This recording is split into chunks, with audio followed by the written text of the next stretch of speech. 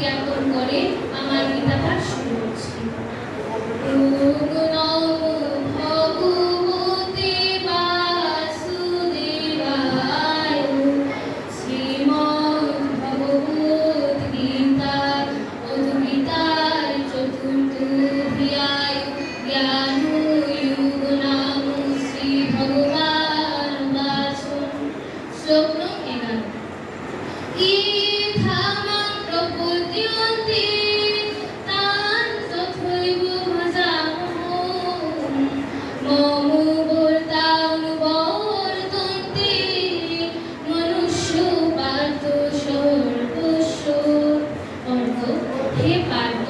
যে আমাকে যেভাবে উপাসনা করে আমি তাকে সেভাবেই তুষ্ট করি।